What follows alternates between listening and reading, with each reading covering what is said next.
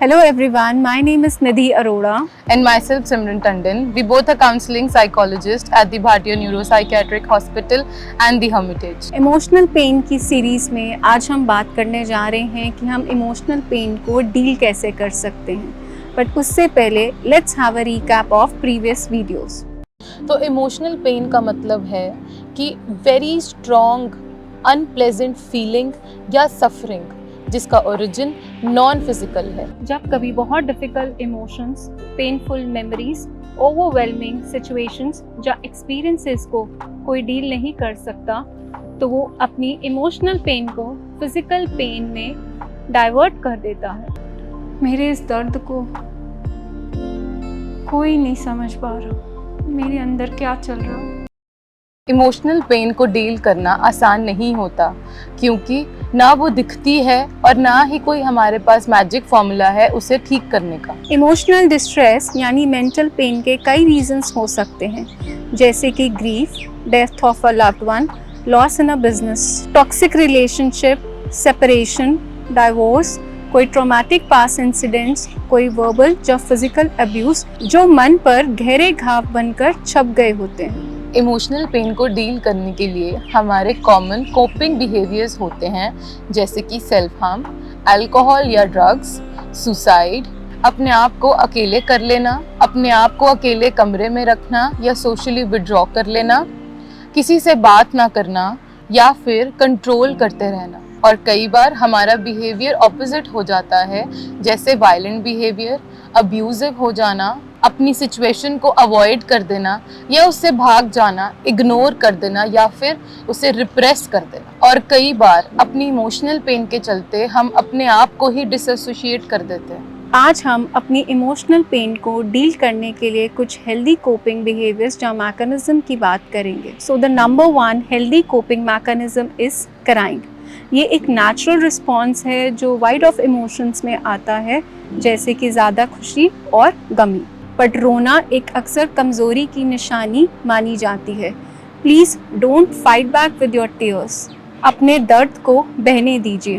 Bottling up of your emotions आपके मन और तन दोनों को ही पेन यानी पीड़ा देगी। जब आप अपने दर्द को आंसुओं में बहने देते हैं तो आपकी पेन की इंटेंसिटी कम होती है, जिसके कारण आपका मन हल्का होता है और आपको रिलीफ का अनुभव होता है। रोने से आपकी पेनफुल इमोशंस को फ्लो मिलता है, जिससे आपकी साइकोलॉजिकल हेल्थ बेटर होती है।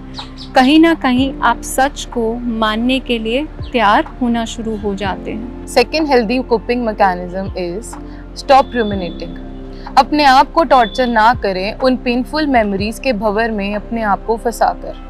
अपने आप को उस वर्लपूल के अंदर से बार बार बाहर निकालें जब आप उन थॉट्स में फंस जाते हैं जो आपको पेन देते हैं। आप कॉन्शियसली चेक रखें कि आपके थॉट्स दोबारा से उस पेनफुल मेमोरी को रिविजिट तो नहीं कर रहे। आप अपने पास्ट की मेमोरी को रीच्यू ना करें क्योंकि उससे सिर्फ दर्द ही बढ़ेगा। Let bygones be bygones. जो होना था वो हो गया। आस्क योरसेल्फ कि अभी मैं कुछ कर सकती हूँ।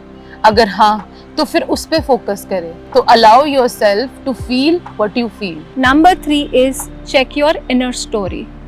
एक इंसान की सोच उसकी पेन को और भी हाइटन कर देती है, इसलिए अपने थॉट्स के लिए विजिलेंट होना हमें बहुत ज़रूरी है।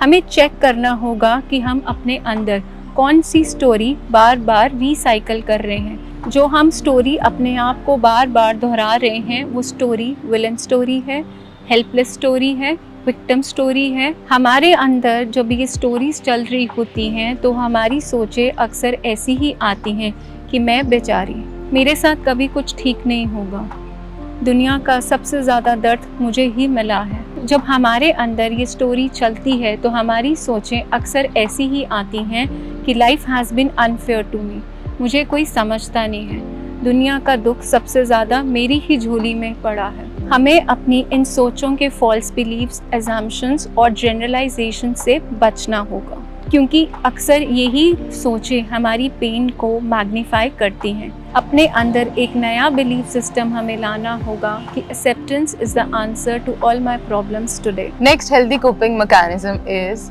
Acknowledging and verbalising your pain. जैसे कहते हैं अक्सर कि दुख बांटने से कम होता है और खुशियां बांटने से बढ़ती हैं, तो इसी प्रकार जब हम अपने पेन को किसी के साथ शेयर करेंगे तो उसी तरह हमारी पेन कम होगी। जिस तरह हमारी फिजिकल पेन को असेसमेंट की ज़रूरत है, इसी तरह हमारी इमोशनल पेन को भी असेसमेंट की ज़रूरत है। तो एक सही इंसान से, तो जैसे कि अपने घर वाले, आपका दोस्त या थेरेपिस्ट या किसी भी इंसान जिससे आप कन्फाइड कर सकते हैं, अपनी बात को उसके सामने रखें। Next coping tool is B gentle with yourself.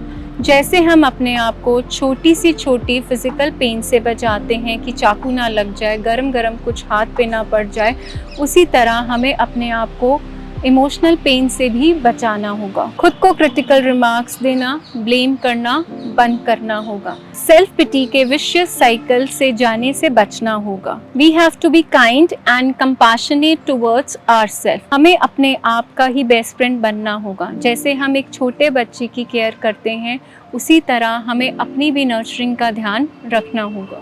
हमें अपनी पेन को खुद से बढ़ाने से ही डेलिबरेटली रोकना होगा, जिससे हम अपने वर्स्ट एनिमी ना बन जाएं। सो ऐसे ही हेल्दी कोपिंग मैकेनिज्म्स को जानने के लिए आप इस सीरीज के साथ जुड़े रहिए और हमारा चैनल दी हर्मिटेज को सब्सक्राइब कीजिए। Thank you.